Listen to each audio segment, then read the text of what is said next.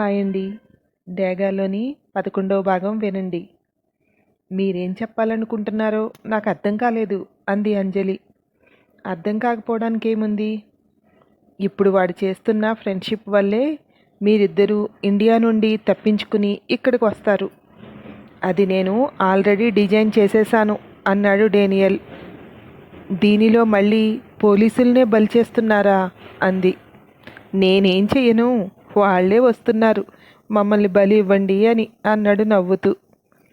ఇవన్నీ మానేసి ప్రశాంతంగా బ్రతకచ్చు కదా అంది. మానేస్తే ఇక బ్రతకడం ఉండదు అన్నాడు. మనం బ్రతకడం కోసం 10 మందిని చంపాలా అంది. దేవుడికి భూమి మీద భారం ఎక్కువైపోయి నన్ను పుట్టించాడు, కొందరిని పైకి పంపించేయమని అన్నాడు. మీరు చేస్తున్నవన్నీ దేవుడి మీద వేసేస్తున్నారా? అవునులేండి, ఆయనైతే నోరు విప్పి మాట్లాడారు కదా అంది. సరే, నీతో మాట్లాడుతుంటే నన్ను మార్చే ప్రయత్నాలు చేస్తూనే ఉంటావు. నేను విననని తెలిసినా. మళ్ళీ కాల్ చేస్తాలే అని కాల్ కట్ చేశాడు. ఫోన్ మాట్లాడి వస్తున్న అంజలిని చూస్తూ, ఎవరమ్మా ఇంతసేపు? డాడీతోటా అన్నాడు ధీరజ్. అవును అంటూ వచ్చి ఎదురుగా కూర్చొని, నేను సూటిగా అడుగుతున్నాను, నిజం చెప్పు. నువ్వు మీ డాడీ దగ్గరికి వెళ్ళిపోవాలి అనుకుంటున్నావా అంది. అమ్మా, మనం ఇలా దూరంగా ఉన్నంతసేపు ఆయన మారరు. అక్కడికి వెళ్ళి మనం కూడా చెప్తూ ఉంటే కొంతైనా మారచ్చు కదా అన్నాడు. అందుకని నిన్ను రక్షించిన అమ్మాయిని ఆసరాగా చేసుకుని ఇక్కడి నుండి తప్పించుకోవాలనుకుంటున్నావా అంది. మీకు ఇలా అని ఎవరు చెప్పారు అన్నాడు. ప్రశ్నకు ప్రశ్న సమాధానం కాదురా, నిజం చెప్పు అంది. నేను అలా ఏమీ అనుకోవట్లేదు, కానీ అలా జరిగితే మంచిదే కదా అన్నాడు. ఏంటి మంచిది? మన కోసం 10 మంది చనిపోవడమా అంది. లేదమ్మా, ఈసారి అలా ఏం జరగకుండా నేను చూసుకుంటాను కదా అన్నాడు. వెళ్ళాలంటే నువ్వు వెళ్ళు, నేనైతే ఇండియా వదిలి రావట్లేదు. మీరిద్దరూ చేస్తున్న తప్పులకి నేను బలి అవ్వాలి అంటే ఇక్కడే బలి అవుతాను, కానీ అక్కడికి అస్సలు రాను. నా మాట ఇక మార్చుకునేది లేదు అంటూ లేచి లోపలికి వెళ్ళిపోయింది. ఆయనేమో వచ్చేయండి అంటారు, ఈమెమో వద్దు అంటుంది. ఎవరి మాట వినాలో నాకైతే అర్థం కావట్లేదు అనుకున్నాడు. అక్కడ గాయత్రి తన టేబుల్ మీద ఉన్న ఫైల్ని చదువుతోంది. ఫోరెన్సిక్ నుండి వచ్చిన ఫైల్ అది. దాన్ని తీసి చూసి లేచి తలకి టోపీ పెట్టుకుని మొబైల్ తీసి డ్రైవర్కి ఫోన్ చేసింది. కారు రెడీగా ఉంచు, నేను వస్తున్నాను అంటూ చకచకా నడుచుకుంటూ వెళ్ళింది. కారు ఎక్కిన వెంటనే ఎక్కడికి మేడం అన్నాడు. ఫోరెన్సిక్ ఆఫీస్కు అని బ్యాక్ సీట్లో రిలాక్సింగ్గా కూర్చుంది. సైడ్ మిర్రర్లోకి చూస్తూ ఉంటే కనిపిస్తోంది, ఇంటి దగ్గర నుండి వచ్చేటప్పుడు కూడా ఈ బైక్ నా వెనకే వచ్చింది అనుకుంది. దాని నెంబర్ చూసి మొబైల్లో ఎవరికో మెసేజ్ పంపించింది. ఈ బైక్ ఎవరిది? నాకు ఇన్ఫర్మేషన్ కావాలి. అడిగినట్టు ఎవరికీ తెలియకూడదు అని టైప్ చేసి పంపించింది. అటు నుండి ఓకే అన్నట్టు థమ్స్ సింబల్ వచ్చింది. ఆ ఆఫీస్ దగ్గర లోపలికి దిగి లోపలికి వెళ్ళింది. రండి మేడం అన్నాడు నిశాంత్. మీ రిపోర్ట్లో ఒక లేడీ తల వెంట్రుక దొరికినట్టు రాశారు కదా, అది డిఎన్ఏ మ్యాచ్ చేయడానికి అవుతుందా అంది. అవుతుంది మేడం, మీకు ఎవరి మీదన్నా డౌట్ ఉంటే వాళ్ళు వెంట్రుక తీసుకొచ్చినా మ్యాచ్ చేయటానికి వీలవుతుంది అన్నాడు. ఓకే అంది. ఇంత చిన్నదాని కోసం మీరు వచ్చారా? ఫోన్ చేస్తే సరిపోయేదిగా అన్నాడు. లేదు, ఇది కొంచెం సీక్రెట్గా ఉంచండి. నేను ఒక హెయిర్ తీసుకొస్తాను, మ్యాచ్ అవుతుందా చూడండి. డిఎన్ఏ మ్యాచ్ అయిన తర్వాత అప్పుడు చూద్దాం, అప్పటి వరకు ఎవరికీ తెలియకూడదు అంది. మేడం, ఇంతకుముందే కార్తిక్ సార్ ఫోన్ చేసి మీరు వచ్చి ఏ విషయం అడిగినా ఆయనకి ఇన్ఫర్మేషన్ ఇవ్వమన్నారు అన్నాడు. అవునా, ఒక్క నిమిషం అని ఫోన్ చేసి, సార్ కార్తీక్ నా మీద నిఘా పెట్టాడు, అడుగడుగునా నేనేం చేస్తున్నానో తెలుసుకోవాలనుకుంటున్నాడు. ఇలా అయితే కష్టం సార్. ఫోరెన్సిక్ దగ్గర కూడా వీళ్ళ ఇన్ఫర్మేషన్ గోప్యంగా ఉంచడానికి కార్తిక్ సార్ చెప్పమన్నారు అంటున్నారు. ఫోన్ అతనికి ఇవ్వమంటారా? సరే, సార్ మీతో మాట్లాడతారంట అంటూ ఫోన్ ఇచ్చింది. సార్ అన్నాడు విష్ చేస్తూ. తను ఇదంతా సీక్రెట్గా చేస్తోంది. ఈ విషయం కార్తీక్కి చెప్పాల్సిన అవసరం లేదు. గోప్యంగా ఉంచండి. ఏదైనా వస్తే నేను చూసుకుంటాను అన్నాడు. ఓకే సార్, ఓకే అని ఫోన్ ఇచ్చి, మేడం ఇప్పుడు వాళ్ళు అడుగుతారు, ఏం చెప్పమంటారు అన్నాడు. అక్కడున్న చాక్లెట్ ర్యాపర్ గురించి అడిగానని చెప్పండి అంది. బయటకు వచ్చి మళ్ళీ కారులో కూర్చుని వెళ్తుంటే ఆ బైక్ కనిపిస్తోంది. మెసేజ్ ఆన్ చేసి చూసింది. అది విక్రమ్ పేరు మీద ఉంది. మీ డిపార్ట్మెంట్ వాళ్ళదే అని ఉంది అక్కడ. అంటే ఇది కార్తీక్ పని అనుకుంది. ఇప్పుడు నేను ఎక్కడికి వెళ్తే అక్కడికి వస్తాడా? సరే అనుకుని తిన్నగా హాస్పిటల్కి వెళ్ళి ప్రొద్దుట తను క్లీన్ చేసి కట్టుకున్నా మళ్ళీ వెళ్ళి వాళ్ళతో కట్టించుకుంది. బయటికి వస్తుంటే దూరంగా నిలబడి చూస్తూ కనపడ్డాడు. ఒక హోటల్కి డ్రైవర్ని కూడా తీసుకుని వెళ్ళి ఇద్దరికీ భోజనం ఆర్డర్ ఇచ్చింది. మేడం నేను తర్వాత తింటాను.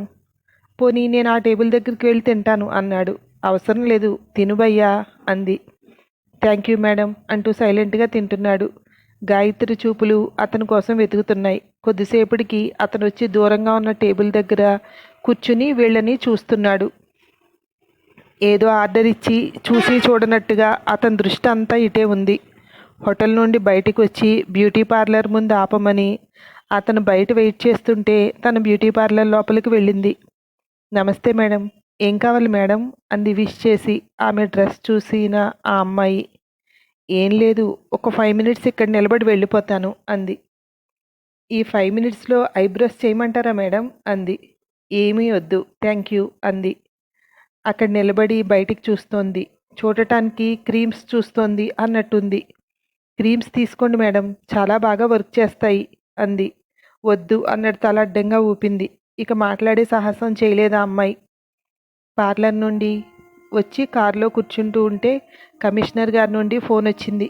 ఏంటి గాయత్రి ఇది, ఆఫీస్ టైంలో ఆఫీస్ కారులో బ్యూటీ పార్లర్కి వెళ్ళావా అన్నాడు. ఈ కంప్లైంట్ మీకు ఎవరిచ్చారు సార్ అంది. ఎవరిస్తే ఏంది, అసలు వెళ్ళావా, ఎక్కడున్నావు? నేను డ్రైవర్కి ఫోన్ చేశాను, పార్లర్ ముందే ఉన్నాను అన్నాడు. ఇదే సార్, ఇదే నాకు కావాలి, అందుకే పార్లర్లోకి వెళ్ళాను. నేను ఇంటి దగ్గర నుండి స్టార్ట్ అయింది మొదలు నన్ను ఆ బైక్ ఫాలో అవుతోంది. ఆ బైక్ ఎవరిది అని చెక్ చేస్తే విక్రమ్ పేరు మీద ఉంది. పట్టుకోవాల్సిన వాళ్ళని పట్టుకోవడం మానేసి నా మీద నిఘా పెట్టారు సార్ వీళ్ళు అంది. నేను మాట్లాడతానులే, నువ్వు నీ పని చూడు గాయత్రి, టైం వేస్ట్ చేయొద్దు అన్నాడు. సారీ సార్, వాళ్ళు ఎవరో పట్టుకోవాలి అనుకున్నాను, అందుకే ఇదంతా చేశాను. ఒక రకంగా చెప్పాలంటే ఇది నా పనిలో భాగమే. వాళ్ళకు సహకరించే వాళ్ళు మన డిపార్ట్మెంట్లోనే ఉన్నారు. నేను వాళ్ళని మీ ముందు నిలబెడతాను అంది. ఓకే గాయత్రి అని కాల్ కట్ చేశాడు. నవ్వుకుంటూ ఆఫీస్కి వెళ్ళింది. లోపలికి వెళ్తుంటే ఏంటి మేడం అంత రిలాక్సింగ్గా కూల్గా ఉన్నారు అన్నాడు విక్రమ్. పార్లర్కి వెళ్ళొచ్చాను, అందుకే రిలాక్సింగ్గా ఉన్నాను. నీ బైక్ మీద వచ్చిన అతను నీకు చెప్పలేదా అంది. ఆ మాటకు ఏం మాట్లాడాలో తెలియనట్టు కళ్ళు వదిలేసి చూస్తున్నాడు. సార్, మీరంతా నన్ను దోషిగా నిలబెడదామని మానేసి మీ పని మీరు చేసుకుంటే నాలాంటి స్పెషల్ ఆఫీసర్స్ రావాల్సిన అవసరమే ఉండదు అంది. దొరికిన దొంగలా మాట్లాడకుండా నిలబడ్డాడు. నవ్వుకుంటూ లోపలికి వెళ్ళిపోయింది. తండ్రి నుండి ఫోన్ వచ్చింది. అమ్మకి అస్సలు బాలేదురా, ఒక్కరోజు నువ్వు రాకూడదు? ఇప్పుడు ఫ్లైట్ టికెట్ వేస్తాను, ఫ్లైట్కి వచ్చేయి, రేపు నైటు వెళ్ళిపోది కానీ అన్నాడు. ఓకే డాడీ, నేను అడుగుతాను ఒకసారి అని కమిషనర్కి ఫోన్ చేసి, సార్ మా మదర్కి బాలేదు, నేను ఇప్పుడు వెళ్తున్నాను, రేపటి ఈ టైంకి ఇక్కడ ఉంటాను అంది. ఓకే, నువ్వు లేకపోతే వాళ్ళు కూడా ఏదో చేయగలమంటున్నారు.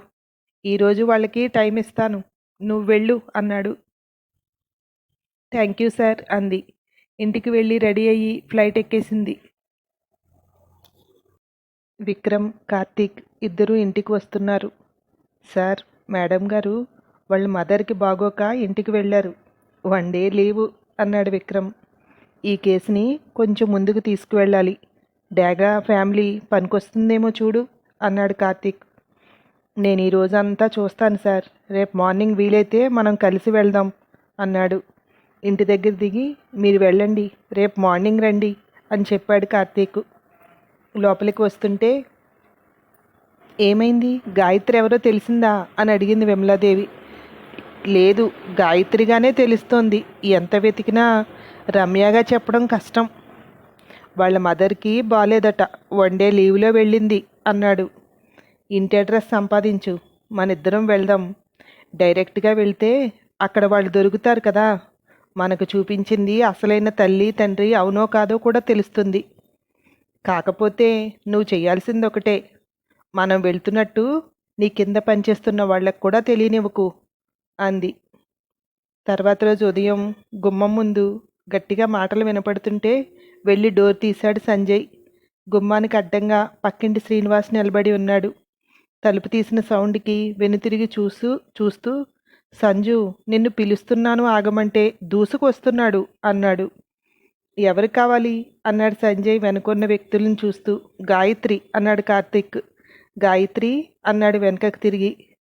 అతను వెనకకు తిరగడంతో హాల్లో తల్లి ఒడిలో తల పెట్టుకుని పడుకున్న గాయత్రి కనిపిస్తోంది. డాడీ అంటూ లేచి వచ్చింది. అక్కడ కార్తీక్ విమలాదేవి ఇద్దరినీ చూసి, మీరేంటి ఇక్కడికి వచ్చారు అంది. చిన్ను, వీళ్ళు నీకు తెలుసా? ఎవడెతను? కొంచెం పొగరెక్కువ. ఎందుకో ఏంటో అడుగుతుంటే సమాధానం చెప్పకుండా డైరెక్ట్గా వచ్చేస్తున్నాడు అన్నాడు పక్కింటి శ్రీనివాస్. నాకు తెలిసిన వాళ్లే బాబాయ్ అంది.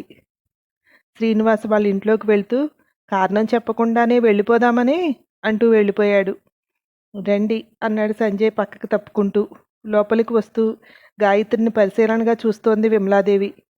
షార్టు, టీషర్టు, 2 జడలు, ఏదో చిన్నపిల్లలా ఉంది. యామరపాటిగా చూస్తే పోలీస్ ఆఫీసర్ గాయత్రి అనుకోరు అనుకుంది మనసులో. సారీ, నిన్ను డిస్టర్బ్ చేసినట్టున్నావు అంది.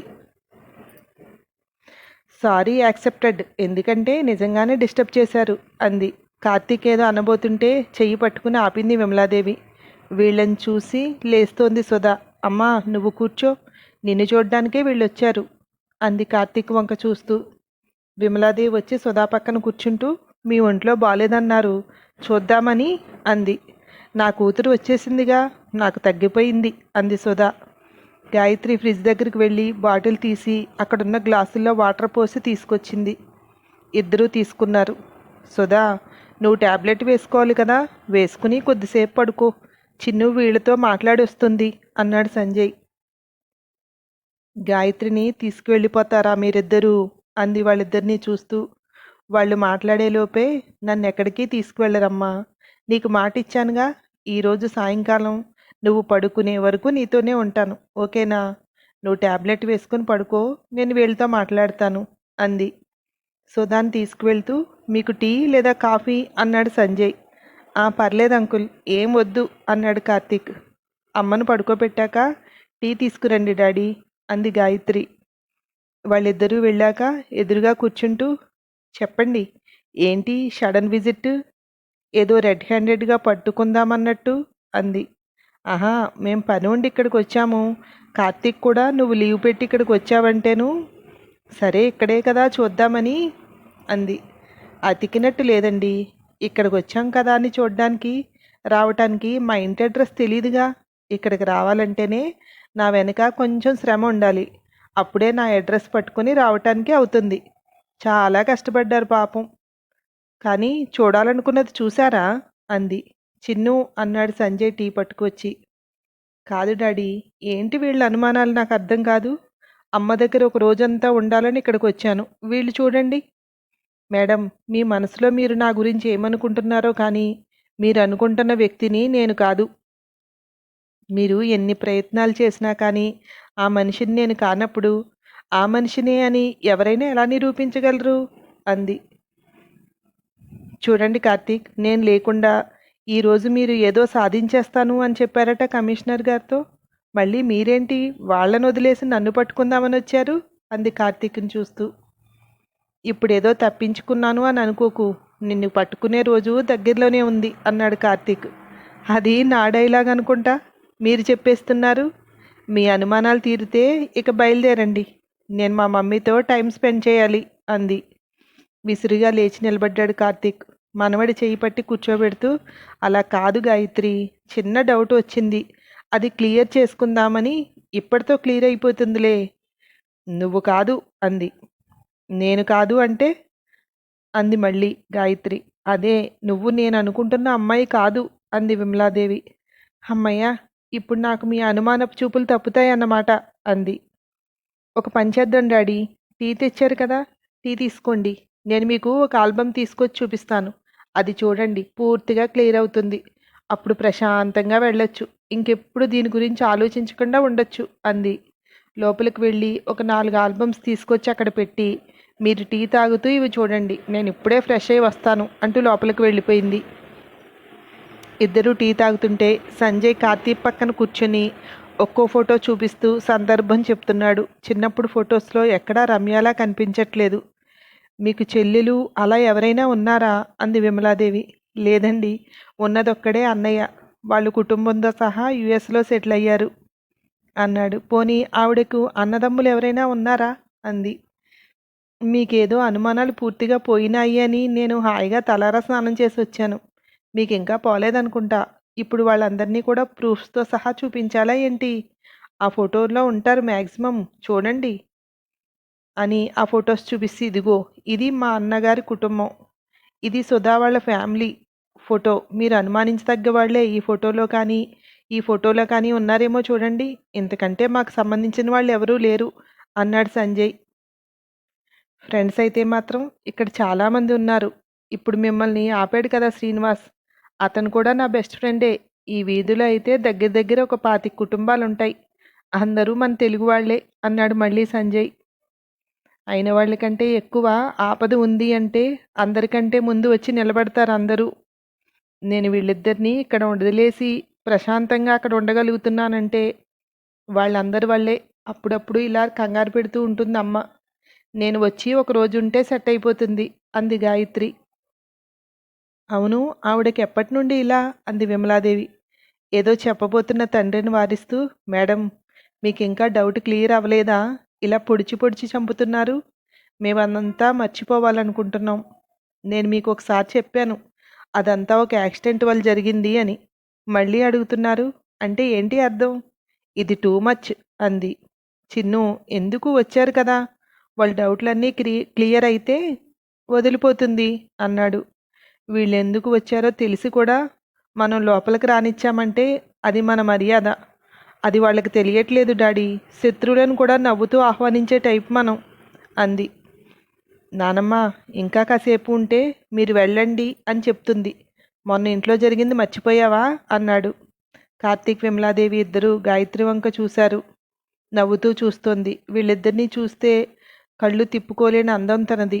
కానీ ఆ నవ్వులో వెటకారం కనిపిస్తోంది. అది కోపం తెప్పిస్తోంది. కార్తీక్ మొహం చూస్తే అది తెలుస్తోంది. విమలాదేవి కంటే ముందు వెళ్ళి బయట నిలబడ్డాడు. వస్తానండి, థ్యాంక్ యూ అంటూ వెళ్తోంది. మేడం, ఇంత కష్టపడి ఇంత దూరం రాకండి, నేను అక్కడే ఉంటాను కదా, నాతో మాట్లాడితే సరిపోతుంది అంది. వస్తాము అన్నదానికి సమాధానం అనుకుంటా అనుకుంది విమలాదేవి. వాళ్ళిద్దరూ వెళ్ళాక తలుపేసి వచ్చాడు సంజయ్. కొంచెం రూట్గా మాట్లాడేమనుకుంటానురా అన్నాడు. లేకపోతే ఏంటి డాడీ, నేనెవరో తెలిస్తే నాకు సహకరించాలి, కానీ నేనెవరో తెలుసుకుందామని ప్రయత్నం ఏంటో నాకు అర్థం కాదు. మన వల్ల నష్టపోయామని వాళ్ళు అనుకుంటున్నారు, వాళ్ళ వల్లే నష్టపోయామని నేను అనుకుంటున్నాను అంది. ఎందుకు ఇప్పుడు ఇవన్నీ తలుచుకోకు, ఇంకెక్కడితో వాళ్ళకి అనుమానం వదిలి ఉంటుందిలే, వదిలేస్తారు ఈ విషయాన్ని అన్నాడు. లేదు డాడీ, అంత గమ్ముని వదలరు. ఆ కార్తీక్ ఉన్నాడు కదా, ఆ మొహంలో చూసారా, ఏదో రకంగా నన్ను ఏడిపించాలనే భావం కనిపిస్తోంది. చూపిస్తా, నేనేంటో వీళ్ళిద్దరికీ చూపిస్తాను. ఇద్దరూ కూడా నన్ను క్షమించమని అడగాలి అంది పంతంగా. క్యాబ్ బుక్ చేసుకుని వచ్చేసరికి బయట వెయిట్ చేసి క్యాబ్లో మళ్ళీ ఎయిర్పోర్ట్కి వెళ్ళారు. నీకేమి అనిపించింది, అనుమానం తీరిందా అన్నాడు కార్తీక్. ఇప్పుడు కాదేమో అని అనుమానం ఉంది, కానీ ఏదో ఉంది తన వెనుక అంది. నువ్వు అనడం వల్ల ఒప్పుకున్నాను, కానీ నేను ఇక్కడికి అసలు రావడానికి ఒప్పుకునేవాడిని కాదు. చూస్తూ ఉండు నానమ్మ, తొందరలోనే తనని ఎలా నిలబెడతాను. అక్కడికి ఎలా వచ్చిందో అలాగే ఇక్కడికి వస్తుంది అన్నాడు. ఈ అమ్మాయి దగ్గర అంత స్కిల్ ఏముంది, పని కట్టుకుని స్పెషల్ ఆఫీసర్గా అక్కడికి వేయటానికి అంది. ఎవరో ఉన్నారు, వాళ్ళు నడిపిస్తున్న నాటకం ఇదంతా. నాకు ఒక చిన్న క్లూ దొరికింది, ఇంకా లాగుతున్నాను, బయటికి రాలేదు, రాని చెప్తాను అన్నాడు. ఇక్కడతో ఈ భాగం ఆపేద్దాం. నెక్స్ట్ భాగంలో మళ్ళీ కలుస్తాను. మీకు ఈ స్టోరీ నచ్చినట్టయితే లైక్ చేసి షేర్ చేయండి. సబ్స్క్రైబ్ చేసి ప్రోత్సహించండి. Thank you. బాయ్.